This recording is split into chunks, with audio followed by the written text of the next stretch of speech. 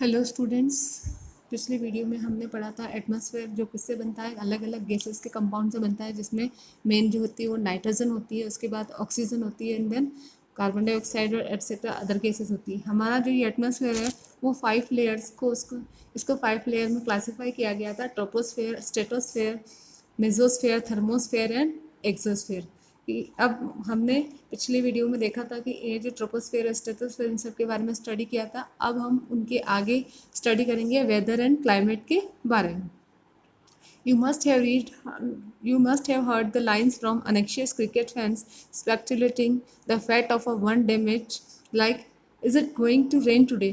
कि आपने कभी कभी जब वो क्रिकेट फैन थे तो वो कहते थे, एक से डेस्टिनी लगाते थे कि किस्मत में, कि is it going to rain today, क्या आज बारिश होगी, will it be bright and sunny today, क्या आज अच्छी धूप अच्छी होगी।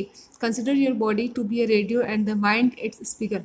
आप अपनी बॉडी को एक रेडियो मानो और अपने माइंड को स्पीकर मानो। Then weather is something that fiddles with its control knobs. तो तब वेदर जो है वो कुछ इस टाइप से होता है कि जो नोब्स को कंट्रोल करता है।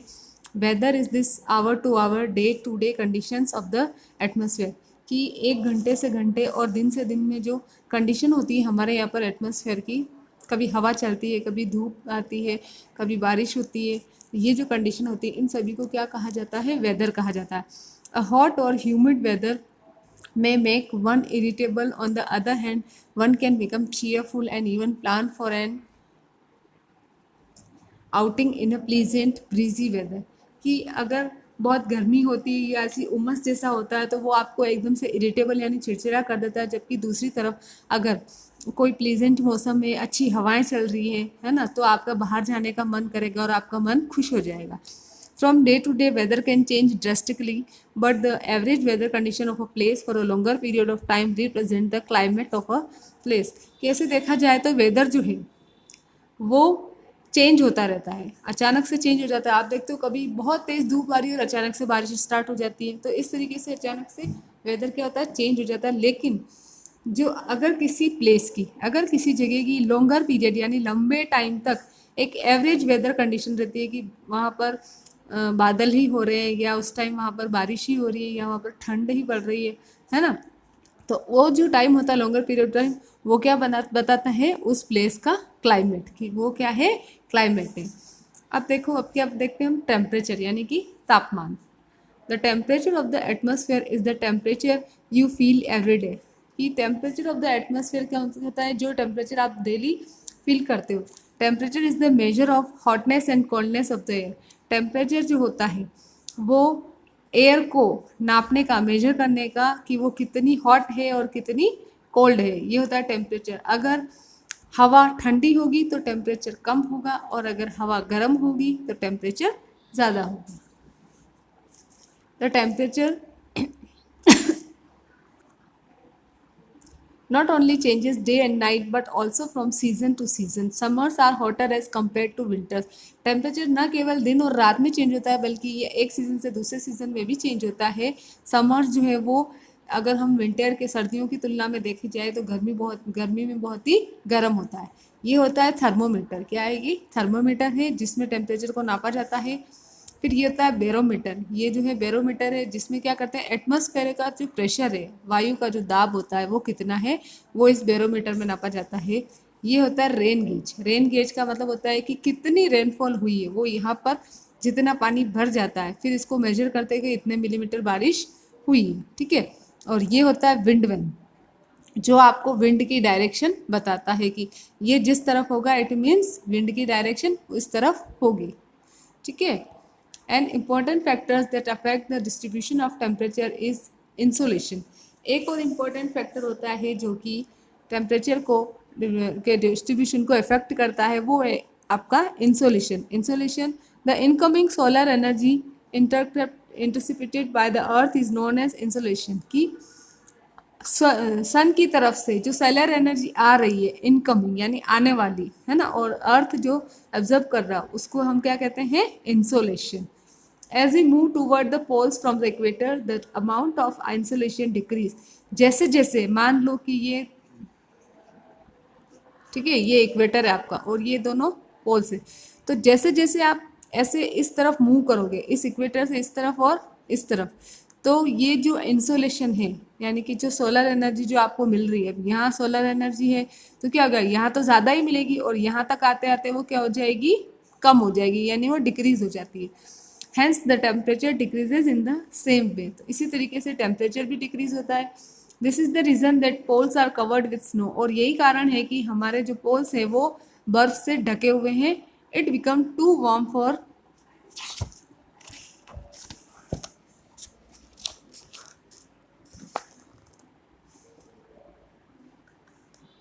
सम क्रॉप्स टू ग्रो। अच्छा, कभी कभी क्या होता है, बहुत ज़्यादा गर्मी होती है किसी किन्हीं किन्हीं फसल को उगाने के लिए, किसी कुछ फसलों को उगाने के लिए। If the earth temperature rises too high, कि अगर अर्थ का टेम्परेचर बहुत ज़्यादा बढ़ जाएगा तो फसलों को उगाना क्या हो जाएगा, इनका उसकी जो फेवरेबल कंडीशन है वो नहीं मिल पाएगी। As compare to the villages temperature in cities is much higher. और अगर गाँव की तुलना में देखा जाए तो सिटीज़ का टेम्परेचर ज़्यादा होता है। During the day the concrete and metals in buildings and the asphalt of roads get heated. कि दिन के टाइम में जो बिल्डिंग में जो मेटल और कंक्रीट होती है वो, और रोड के ऊपर वो एसफेल्ट यानी वो जो डामर होता है वो क्या हो जाता है, वो गर्म हो जाता है। During the night this heat is release, और रात के टाइम ये हीट रिलीज होती है। अच्छा, the standard unit of measuring temperature is degree Celsius. जो स्टैंडर्ड यूनिट है टेम्परेचर को मेजर करने की वो क्या है, degree Celsius. It was invented by Ander Celsius. किसने इन्वेंट करी थी ये, एंडर्स सेल्सियस ने। On the Celsius scale the water freezes at 0 point and boils at 100 degree centigrade. कि अगर सेल्सियस स्केल के अकॉर्डिंग देखें तो वाटर जो जम जाता है वो 0 डिग्री सेंटीग्रेड पर जमता है ना, 0 डिग्री सेल्सियस पर, और जो बॉयल होता है वो 100 डिग्री सेल्सियस होता है। Also, the temperature of the cities rise due to the crowded high-rise buildings which trap the warm air. और जो cities का जो temperature होता है वो भी क्योंकि बहुत सारी crowded buildings होती है जो कि warm air को capture कर लेती है, उसकी वजह से temperature high रहता है। Now, air pressure. What is the air pressure? It would be surprising for you to know that air above us presses us with a great force on our bodies. कि आपके लिए ये जानकर आश्चर्य की बात होगी कि आप ये जानकर कि हमारे ऊपर जो एयर होती है वो क्या करती है, हम पर फोर्स लगाती है, हमारी बॉडीज पर क्या लगाती है, वो फोर्स लगाती है, दबाव लगाती है। But we don't even feel it, लेकिन हमको वो महसूस नहीं होता है। क्यों महसूस नहीं होता? This is because the air presses us from all direction and a counter pressure is exerted by our body. क्योंकि एयर जो है वो हमारी बॉडी को सभी डायरेक्शन से, सभी तरफ से प्रेशर करती है, और हमारी जो बॉडी है वो क्या करती है, उसको एक्सर्ट कर देती है। The pressure exerted by the weight of air on the earth surface is defined as air pressure. कि एयर का जो प्रेशर होता है अर्थ के सरफेस पर उसको क्या कहते हैं, air pressure. The pressure falls rapidly as we go up the layers of atmosphere. ये जो प्रेशर होता है एयर प्रेशर, वो जैसे जैसे हम ऊपर की तरफ एटमॉस्फेयर के लेयर्स में जाते हैं, ये ऊपर की तरफ ऐसे जाते हैं, तब ये क्या होता है, रैपिडली प्रेशर गिरता है ना, कम होता है। The air pressure decreases with height and is highest at sea level. ये जो एयर प्रेशर होता है, जैसे जैसे आप हाइट की तरफ जाओगे, जैसे जैसे हाइट की तरफ जाओगे ये क्या होता जाएगा, कम होता जाएगा। और जो सी लेवल होता है, यानी ये आपका पानी है, ठीक है, ये सी है, ये जो सी लेवल है यहाँ पर ये सबसे ज़्यादा होता है। Horizontally the distribution of air pressure is influenced by temperature of air at a given place. कि एयर प्रेशर का जो ये डिस्ट्रीब्यूशन है वो टेम्परेचर से इन्फ्लुएंस होता है, यानी प्रभावित होता है। The air gets heated and rises where temperature is high. कि हवा गर्म होगी और ऊपर उठेगी जहाँ पर टेम्परेचर हाई होगा, which result in a low pressure area. और वहाँ पर लो प्रेशर एरिया बन जाएगा। हवा क्या होगी, गर्म होकर ऊपर उठ जाएगी तो वहाँ पर लो प्रेशर एरिया बन जाएगा। Low pressure is associated with wet weather and cloudy skies. Low pressure में गीला मौसम हो जाता है और जो स्काई है उसमें क्या हो जाते हैं, बादल हो जाते हैं, क्लाउडी हो जाते हैं। अच्छा, there is no air on the moon and hence no air pressure. Moon पे ना तो कोई हवा है ना ही कोई एयर प्रेशर है। When astronauts go to the moon, they have to wear special protective space suits filled with air. जब एस्ट्रोनॉट मून पर जाते हैं, एस्ट्रोनॉट यानी कि अंतरिक्ष यात्री, एस्ट्रोनॉट्स का मतलब अंतरिक्ष यात्री, कि जब वो मून पर चांद पर जाते हैं तो वो एक स्पेशल स्पेस सूट पहनते हैं जिसमें हवा भरी होती है।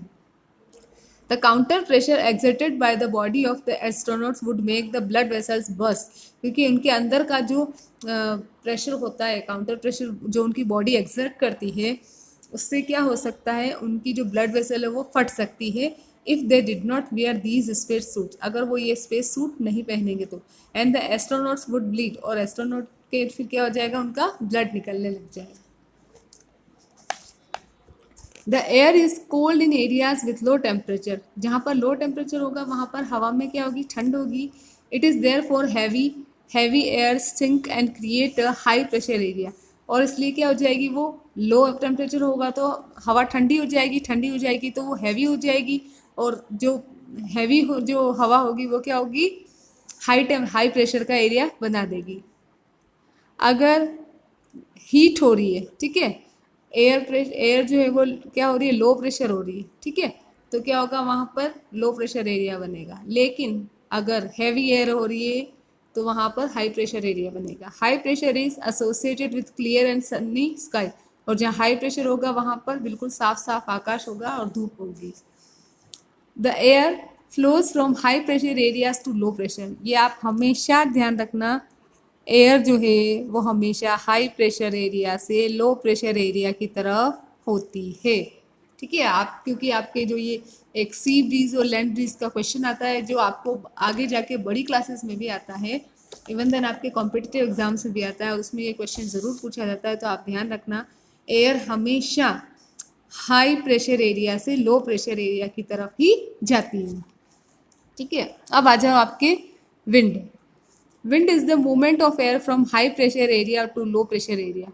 विंड जो है एयर का, हवा का मूवमेंट होता है जो हाई प्रेशर से लो प्रेशर की तरफ बहती है। You can observe wind as it blows dry leaves down the pavement और uproot trees during a storm, कि आपने ये देखा होगा कि जब हवा चलती है तब जो सूखे पत्ते होते हैं, जो ट्रीज होते हैं, तूफान आता है तब उनकी जड़ें उखड़ जाती है। You can even see the wind blowing away smoke or fine dust sometimes when it blows gently, जब कभी कभी आपने उसमें कुछ धूल के कण वगैरह, डस्ट पार्टिकल्स वगैरह और ऐसे भी आपने देखे होंगे उसमें। At times wind can be so strong that it is difficult to walk against it, कभी कभी तो हवा इतनी तेज चलती है कि आप उसमें चल भी नहीं सकते हो। It is not easy to hold an umbrella on a windy day, अगर हवा चल रही है तो उस समय बहुत तेज हवा चल रही है तो आप अपने हाथ में एक अम्ब्रेला भी होल्ड नहीं कर सकते, यानी छाता भी नहीं पकड़ सकते, छाता भी आपका उड़कर चला जाएगा। Think of some other examples when strong winds have created problems for you. अच्छा, आपको पता है ऐसे कुछ और भी एग्जाम्पल्स होते हैं जिसमें हवा आपको बहुत ही प्रॉब्लम करती है। Winds can be classified into 3 types, है ना। विंड जो है उसको 3 टाइप में क्लासिफाई किया गया है। यहाँ पर इस पिक्चर में देखिए आप, यहाँ पर मेजर प्रेशर बेल्ट और विंड सिस्टम दिया हुआ है ना। जैसे कि ये इक्वेटर के आसपास वाला इलाका है, इक्वेटर पे तो लो प्रेशर है, ठीक है। उसके बाद यहाँ पर क्या हो रहा है, इक्वेटर के इधर तरफ जो है ये लो प्रेशर वाला एरिया, यहाँ पर हाई प्रेशर, फिर लो प्रेशर, है ना। पोलर जो है वहाँ पर पोलर रीजन में हाई प्रेशर हो रहा है, ओके। तो ये कुछ मेजर बेल्ट्स, प्रेशर बेल्ट और विंड सिस्टम के यहाँ पर, जैसे कि north east trade winds, south east trade wind, equator के दोनों तरफ, नॉर्थ की तरफ वाली नॉर्थ ईस्ट, साउथ की तरफ वाली साउथ ईस्ट। उसके बाद उसके आगे वाली साउथ वेस्ट, साउथ की तरफ वाली साउथ वेस्टर्लाइज, और नॉर्थ की तरफ वाली नॉर्थ वेस्टर्लाइज। मतलब जो साउथ की तरफ बह रही है वो साउथ वेस्टर्लाइज कहलाएगी, और नॉर्थ की तरफ जो जाएगी वो नॉर्थ वेस्टर्लाइज कहलाएगी। उसके बाद में पोलर विंड्स आती है, नॉर्थ ईस्ट पोलर विंड्स और south east polar winds, okay. अब देखो यहाँ पर विंड क्या है। A wind is named after the direction from which it blows, like the wind blowing from the west is called westerly, कि wind को जो है नाम तब दिया जाता है जब वो जिस डायरेक्शन से बह रही है, जैसे कि अगर वेस्ट की तरफ से बह रही है तो उसको क्या बोला, वेस्टर्ली विंड, है ना। अब यहाँ पर 3 टाइप में विंड को क्लासिफाई किया गया है, परमानेंट विंड, सीजनल विंड और लोकल विंड्स। परमानेंट विंड क्या होती है, देखो, the trade winds, westerlies and easterlies. Westerlies कहाँ है, ये रही वेस्टर्लीज, ठीक है। उसके बाद में ईस्टर्लीज, ईस्टर्लीज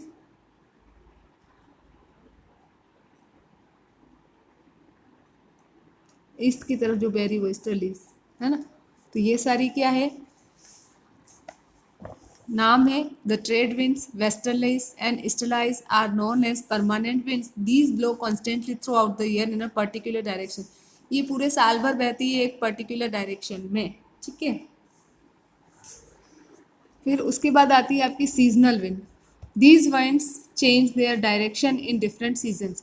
ये जो विंड है वो अलग अलग सीजन में अपना डायरेक्शन चेंज कर देती है, सीजनल विंड्स, इसीलिए इनका नाम भी सीजनल है। जैसे कि for example monsoons in India. उसके बाद आती है लोकल विंड्स। लोकल विंड्स जो है these blow only during a particular period of the day और year in a small area. ये जो हवाएं होती हैं वो एक पर्टिकुलर टाइम पर दिन में या फिर साल में एक छोटे से एरिया में बहती है। फॉर एग्जांपल जैसे कि लैंड एंड सी ब्रीज, अभी मैंने आपको बताया ही था। The hot and dry local wind of northern plains of India is known as loo. कि जो सूखी और गर्म हवाएं जो चलती है इंडिया के नॉर्दर्न प्लेन्स में, जिसको लू के नाम से जाना जाता है। साइक्लोन नेचर्स फरी। साइक्लोन तूफान नेचर्स फरी यानी प्रकृति का गुस्सा। Odisha, located on the eastern South Sea coast of India, is prone to cyclones that originate in the Bay of Bengal. Bay of Bengal में से एक साइक्लोन्स ओरिजिनेट होते हैं इंडिया में, मोस्टली वहीं पर आते हैं ओडिशा में, सी कोस्ट का जो ईस्टर्न सी कोस्ट है इंडिया का, वहाँ पर। Cyclone hit 5 districts of the state. ये जो साइक्लोन है वो इस स्टेट के 5 जिलों को स्ट्रिक्ट करता, हिट करता है ऑन 18 अक्टूबर। इसने 17 और 18 अक्टूबर 1999 में 5 जिलों को इसने हिट किया था। Large portion of the state were devastated due to another super cyclone which occurred on the 29th October 1999। इसके बाद बहुत बड़ा जो इस स्टेट का पोर्शन था, एक अनदर दूसरा साइक्लोन आया था, सुपर साइक्लोन, जो 29 अक्टूबर को आया था, उससे भी नुकसान हुआ था। The damages cause were due to 3 factors. कि जो डैमेजेस यानी नुकसान हुए थे वो 3 फैक्टर की वजह से होते हैं। एक तो wind, velocity, rain and tidal surge. For ever 36 hours, the wind of up to 260 kilometre per hour blew in the region. और 36 घंटों तक यहाँ पर 260 किलोमीटर पर आवर की स्पीड से इस एरिया में हवाएं चली थी। The tree were uprooted and the kutcha houses were damaged by these high velocity winds. और इन हाई वेलोसिटी विंड की वजह से जो पेड़ के पेड़ उखड़ गए थे और कच्चे जो घर थे वो बिल्कुल ही ख़त्म हो गए थे। Rooftops of several industrial sheds and other houses were also blown away. और कुछ इंडस्ट्रियल के जो शेड्स थे और घरों के जो शेड्स थे ऊपर के रूफ टॉप वो भी उड़ गए थे। Power supply and telecom lines shattered completely. Power supply और टेलीफोन की जो लाइन्स थी वो बिल्कुल पूरी तरीके से छितर बितर हो गई थी, बिखर गई थी। For 3 days continuous heavy rain occurred due to the effect of the cyclone. और इस साइक्लोन का ये अफेक्ट हुआ था कि 3 दिनों तक भारी बारिश हुई थी। These rains led to flooding in the major rivers of India। और इस बारिश की वजह से इंडिया की जो मेजर रिवर्स थी वहाँ पर भी क्या आ गए थे, बाढ़ आ गई थी। The cyclonic wind caused tidal waves that swept 20 kilometres inland and brought massive destruction to the coastal areas. Cyclonic हवाओं की वजह से टाइडल वेव्स आए थे, यानी जो ज्वार भाटे जो बोलते हैं वो आए थे, और फिर उनकी वजह से कोस्टल एरियाज में बहुत सारा डिस्ट्रक्शंस भी हुआ था, नुकसान भी हुआ था। The 7 to 10 metre high tidal wave caused large damage to the standing paddy crops. और 7 से 10 मीटर ऊंचे टाइडल वेव्स यानी ज्वार भाटे की लहरें आई थी, जिसकी वजह से जो पैडी की क्रॉप्स यानी धान की जो फसल खड़ी हुई थी उसको नुकसान हुआ था। On 25th October 1999, the cyclone originated as a depression in the Gulf of Thailand near east of Port Blair and moved in a northwestward directions। 25 अक्टूबर 1999 को ये जो साइक्लोन जो ओरिजिनेट हुआ था डिप्रेशन के रूप में गल्फ ऑफ थाईलैंड में। गल्फ ऑफ थाईलैंड जो है वो पोर्ट ब्लेयर के ईस्ट की तरफ है, और फिर ये नॉर्थ वेस्टवार्ड डायरेक्शन की तरफ चला गया था। On 29 October at 10:30 AM it change into a super cyclone. और 29 अक्टूबर को 10:30 बजे ये सुपर साइक्लोन में चेंज हो गया था and hit the area between Erasama and Balikuda in Odisha. और फिर इसने बल्लीकुडा और ओडिशा के बल्लीकुडा और एरासमा के बीच में जो एरिया था उसको इसने हिट किया था। The entire coast of Odisha, the cities of Bhubaneswar and Cuttack and 28 coastal towns were distracted by the super cyclone. इस सुपर साइक्लोन की वजह से पूरा का पूरा ओडिशा का जो समुद्री जो इलाका था, भुवनेश्वर सिटी, कटक और उसके साथ ही लगभग 28 जो उस वहीं पर किनारे बसे हुए जो टाउन्स थे वो सभी के सभी डिस्ट्रक्ट हो गए थे, ध्वस्त हो गए थे एक तरीके से देखो तो। About 13 million people were affected, 13 million लोग जो थे वो इससे प्रभावित हुए थे। And large number of live stock were killed, और बहुत सारे तो मर गए थे। Standing crops of paddy, vegetables and fruits were damage, जो खड़ी हुई फसलें थी धान की, सब्जियों की, फ्रूट्स की, वो भी नुकसान हुआ था उनको भी। Due to salinization caused by tidal surge, large agricultural land turned infertile। और जो टाइडल सर्ज हुआ था यानी कि ज्वार भाटा जो आया था उसमें के साथ जो खारापन जो आया था सेलिनाइजेशन, उसकी वजह से बहुत बड़ी जो एग्रीकल्चर की ज़मीन थी वो इनफर्टाइल हो गई थी यानी कि अनुपजाऊ हो गई थी। Large tracts of sal, teak and bamboo plantations have disappeared, मतलब साल, टीक और बेम्बू के जो बहुत सारे पेड़ों का जो ग्रुप था वो ग्रुप के ग्रुप क्या हो गए थे, बिल्कुल गायब ही हो गए थे। Also the mangrove forest between Paradip and Konark disappeared, और जो मैंग्रूव फॉरेस्ट था पेरादीप और कोणार्क के बीच में वो भी गायब हो गया था। अब आता है आपका मॉइस्चर। तो देखो किस तरीके से प्रकृति अपना गुस्सा निकालती है। Water vapour is formed when water evaporates from land and different water bodies. Water vapour कब बनती है, जब अलग अलग वाटर बॉडीज से पानी जो है या ज़मीन से पानी जो है वो क्या बनता है, भाप बनकर उड़ता है। Humidity is the moisture in the air at given time, humidity जो है वो हवा में पाई जाने वाली नमी की मात्रा है। We call it a humid day when the air is full of water vapour, जब हवा में पूरी तरीके से वाटर वेपर होती है तो हम उसको क्या बोलते हैं, आज बहुत ह्यूमिड डे, यानी वो उमस वाला जो दिन होता है ना वो। The capacity of the air to hold the water vapour increases as the air gets warmer making it more humid. हवा की जो कैपेसिटी होती है वो वाटर वेपर को होल्ड करने की वो बढ़ती है, तब जब उससे क्या होता है हवा जो है वो वार्मर होती जाती है और फिर धीरे धीरे वो ह्यूमिड, ज़्यादा ह्यूमिड बन जाती है, ज़्यादा उमस वाली बन जाती है। We feel very uncomfortable when the sweat from our body does not evaporate easily and clothes take longer to dry on a humid day. हम बहुत अनकम्फर्टेबल हो जाते हैं जब हमारी बॉडी से जो स्वेट है यानी कि जो पसीना है वो पूरी तरीके से इवापोरेट नहीं हो पाता, आसानी से सूख नहीं पाता है, और हम जो कपड़े होते हैं वो बहुत लंबा टाइम लगाते हैं सूखने में।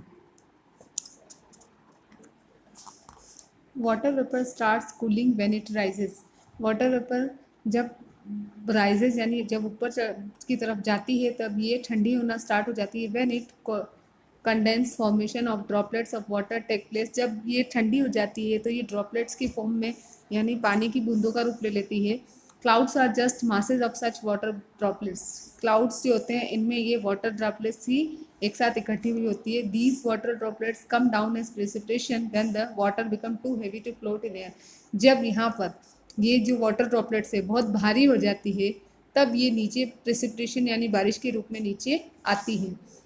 A white trail is left behind by the jet planes flying in the sky. The moisture from their engines condense, कि जब जेट जाता है ना, फ्लाई करता है, जेट प्लेन्स फ्लाई करते हैं एयर में, तब पीछे से एक वाइट कलर की पूंछ आपको छूटती हुई दिखती है। वो क्यों होती है, क्योंकि हम उनके इंजन में जो मॉइस्चर होता है वो क्या हो जाता है, ठंडा होता है तो वो पीछे छूटता हुआ जाता है।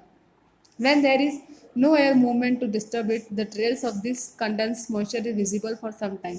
और जब एयर में कोई भी मूवमेंट नहीं होता, उसको कुछ भी डिस्टर्ब नहीं करता है, तो ये जो ट्रेल्स है, जब ये कंडेंस मॉइस्चर जो है वो कुछ टाइम के लिए हमको दिखता है।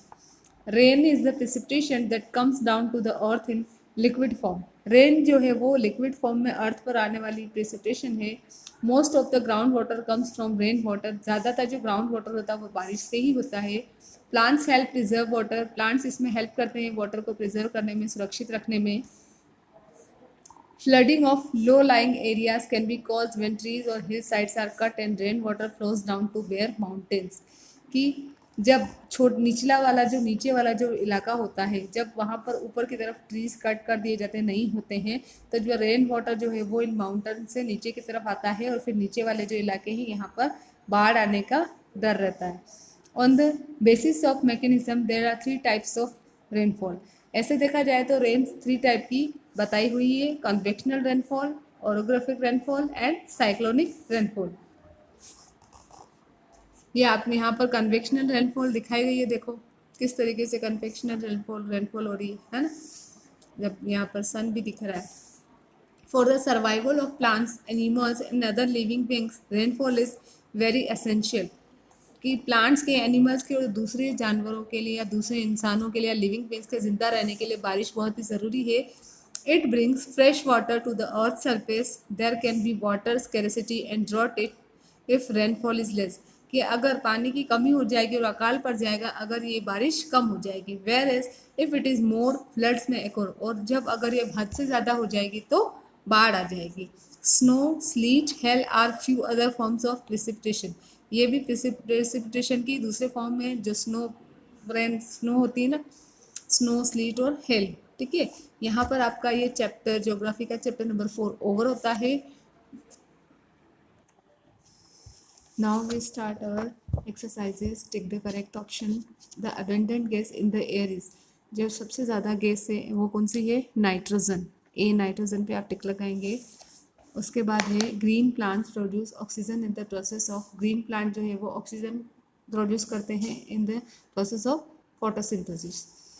Number 3, the most important layer of atmosphere, जो सबसे इंपॉर्टेंट लेयर है एटमॉस्फेयर की वो है आपकी ट्रोपोस्फेयर। ठीक है, उसके बाद आता है number 4, the incoming solar energy intercepted bye the अर्थ, जो आने सोलर एनर्जी जो आती है वो अर्थ के द्वारा जो इंटरसेप्ट की जाती है वो क्या कहलाता है? वो कहलाती है आपकी इंसोलेशन। क्या कहते हैं उसको?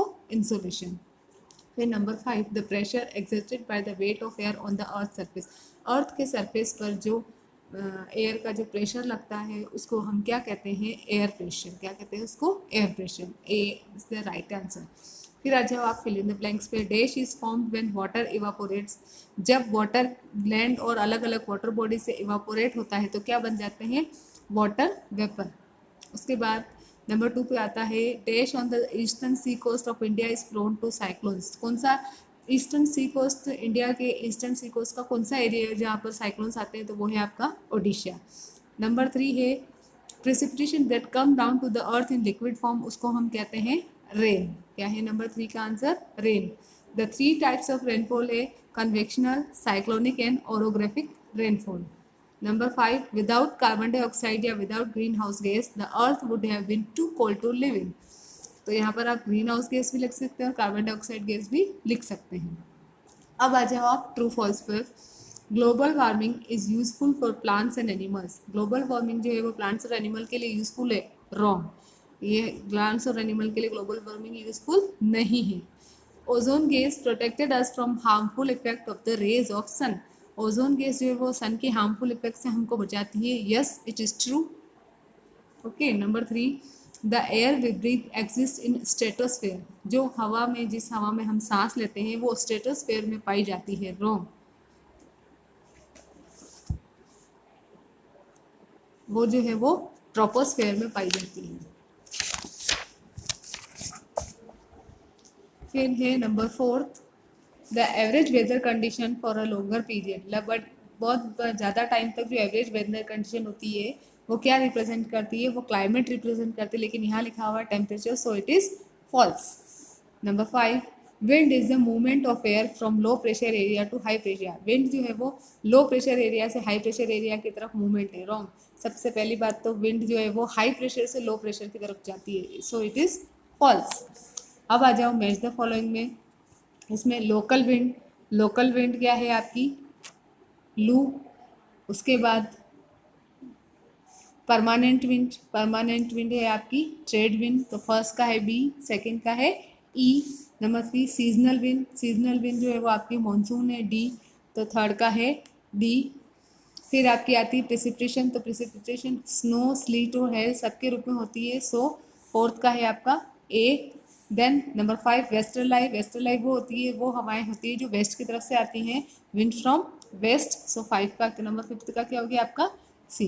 बच्चों ये आपको सभी PDF फॉर्म में भी आपको प्रोवाइड करवा दिए जाएंगे, सो आपको बहुत ही सुंदर राइटिंग में क्वेश्चंस के आंसर वगैरह सब अपनी कॉपी में अच्छी सुंदर राइटिंग में करने हैं और सारा काम कंप्लीट करना है। Okay, thank you, have a nice day.